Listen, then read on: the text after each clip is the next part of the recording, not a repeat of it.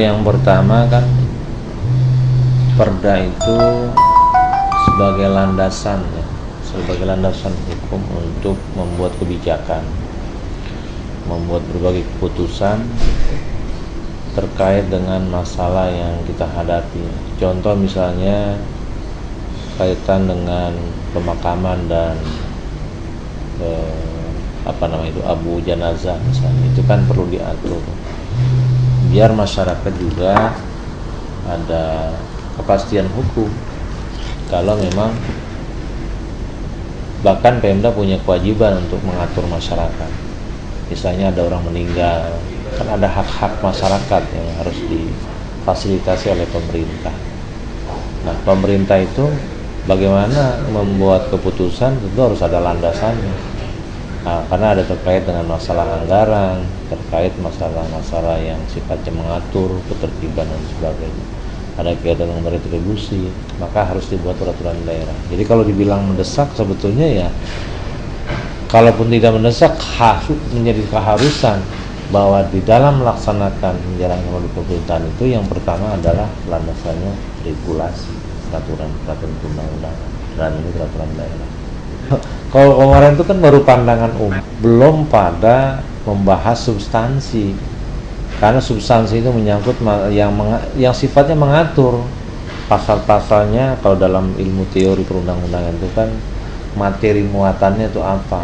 Kalau kemarin itu baru tanggapan terkait dengan apa sih yang melatar belakangi misalnya diajukannya raperda ini, baru sampai di situ.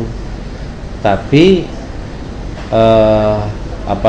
di pansus tadi itu dalam rangka untuk membahas lebih rinci, lebih lanjut, mana yang tidak pas, apakah bertentangan dengan peraturan perundang-undangan, apakah bertentangan dengan aspek filosofi, sosiologis masyarakat. Nah, di pansus lah itu dibahas secara detail. Kalau kemarin itu baru sekitar pertanyaan tadi, perlukah, masih ada hubungan, perlukah perda ini dibuat, ya kan? Mendesakkah ini? Karena filosofinya kan bahwa menjalankan roda pemerintahan itu harus sesuai dengan aturan main. Seperti apa aturan mainnya, inilah kita buat.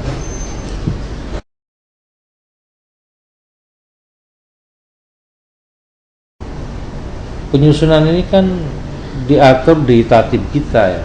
Di tatib kita itu bahwa fraksi itu diberikan kebebasan untuk mengirimkan anggotanya kepada salah satu pansus. Misalnya pansus tentang BUMD, fraksi A mengusulkan siapa dan siapa, barulah itu nanti diusulkan kepada pimpinan DPR untuk diparipurna, seperti tadi yang kita saksikan tadi, menetapkan susunan keanggotaan dari pansus itu sendiri. Fraksi yang mengusulkan. Kalau kebetulan dia anggota komisi, hanya kebetulannya dia anggota komisi.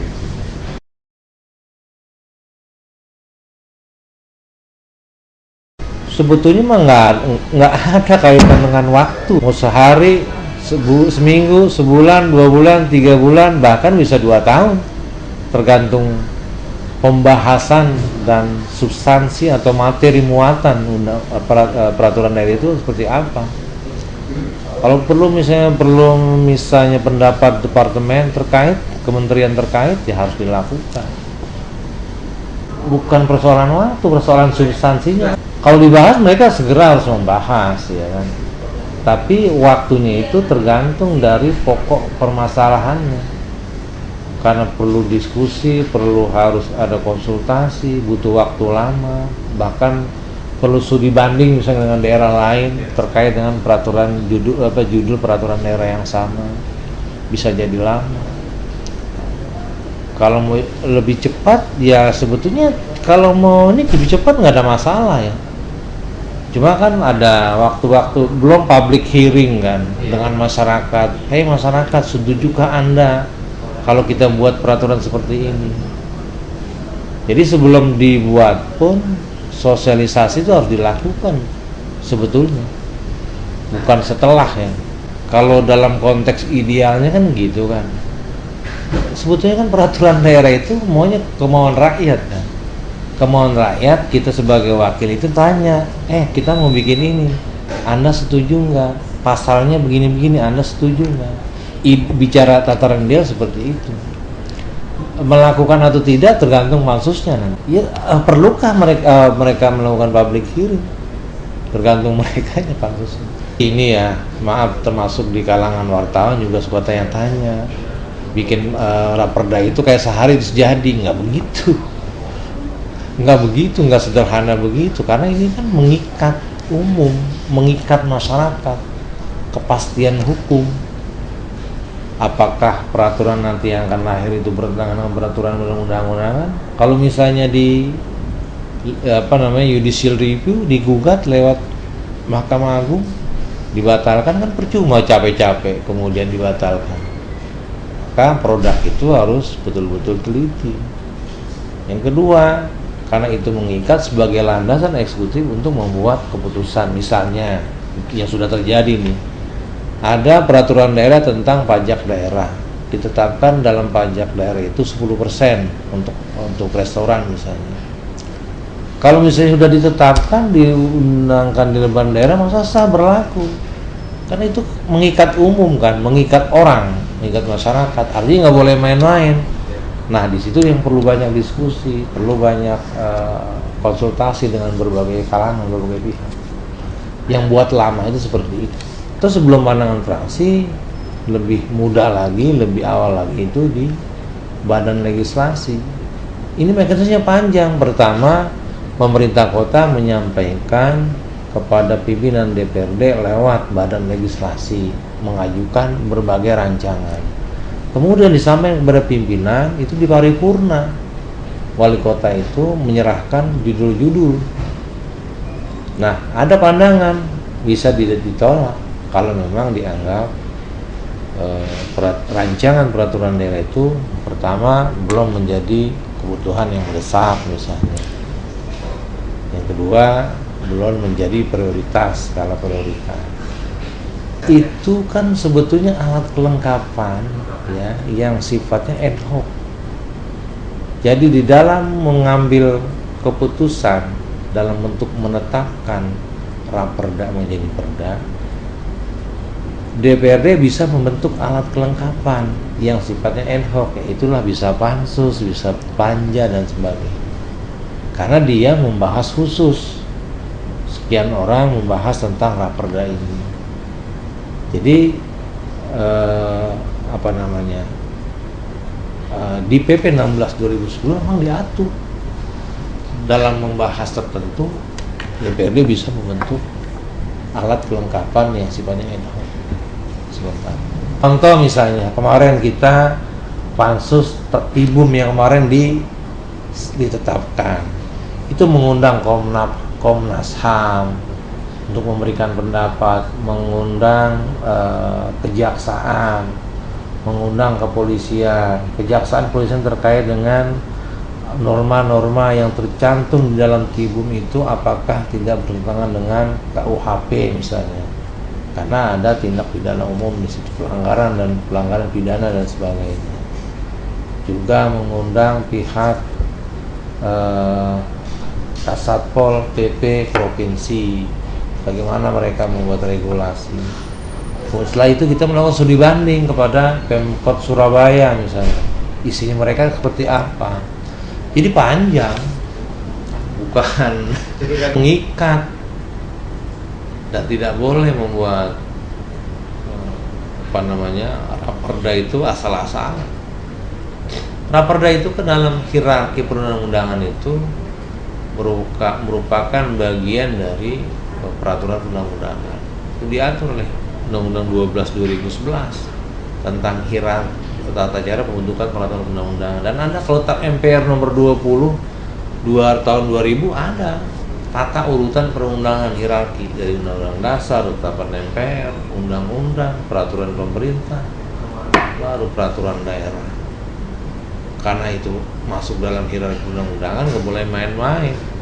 Kalau dalam ilmu hukum itu kan ada disebut dengan undang-undang dalam arti formil dan undang-undang dalam arti material. Nah sekarang nih kajian undang-undang dalam arti formil, artinya peraturan perundang-undangan oleh lembaga yang memang berhak untuk membuat atau memproduk itu, DPRD. Karena itu amanah undang-undang.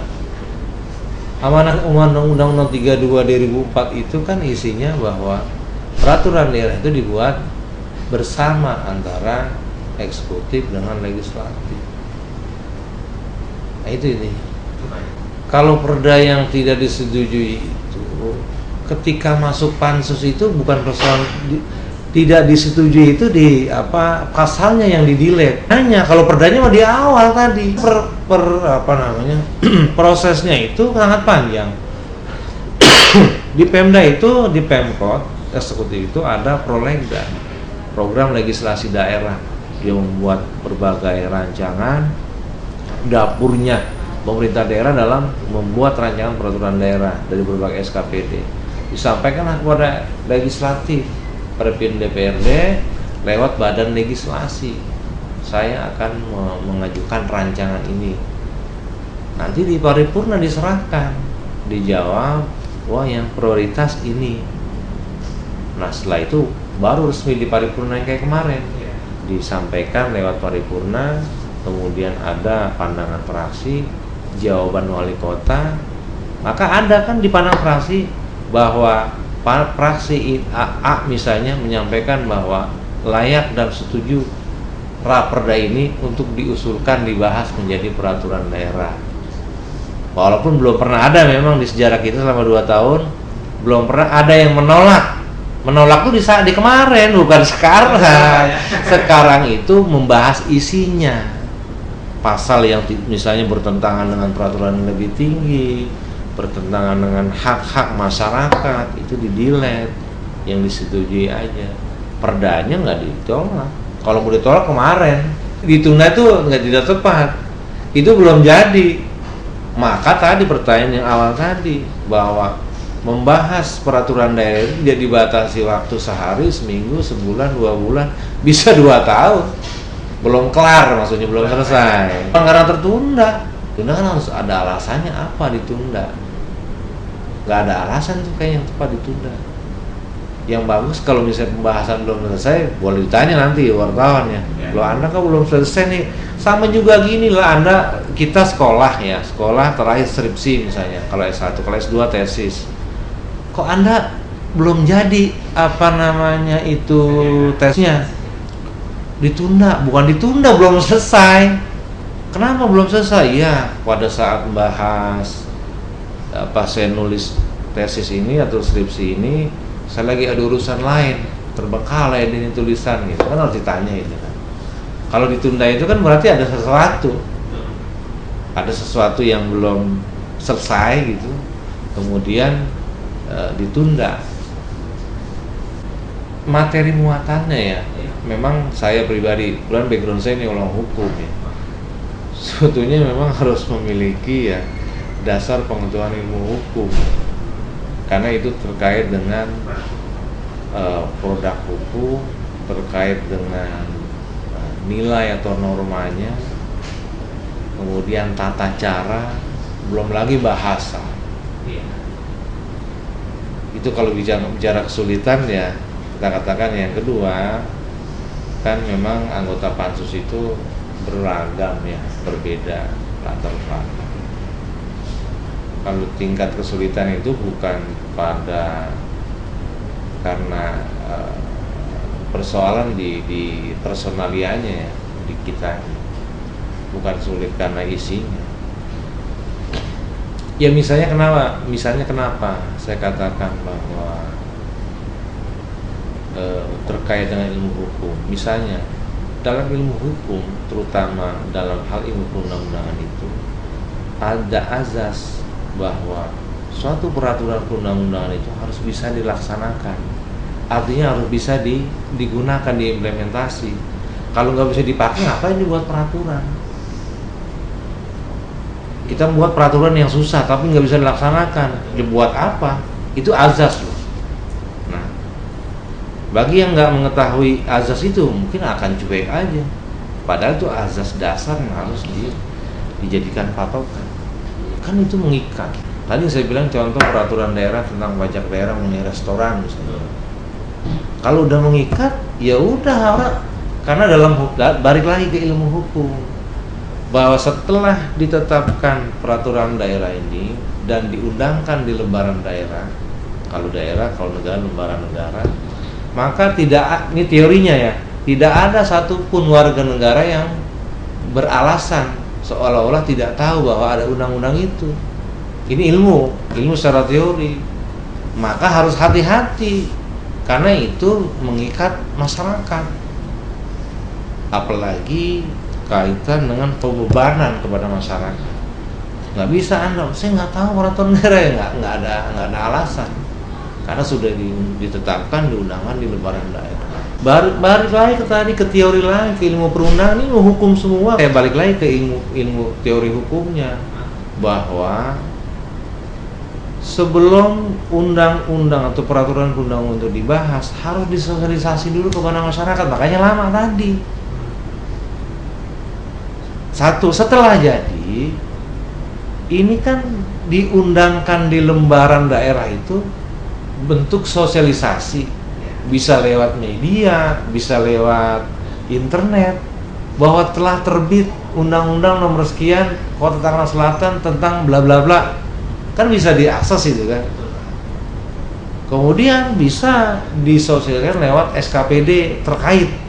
Misalnya kalau dia misalnya perda yang tentang jenazah, itu BKPP yang mensosialisasikan kepada masyarakat. Kan cara sosialisasi kan banyak kan.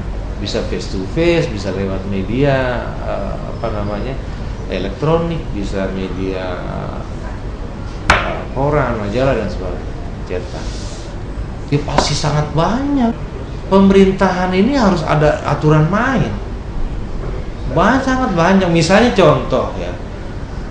Contoh yang paling gampang tentang biaya transportasi haji. Di undang-undang haji itu diamanatkan. Nah, balik ke ilmu lagi, ke teori lagi. Ada yang disebut dengan kewenangan atribusi dan kewenangan delegasi.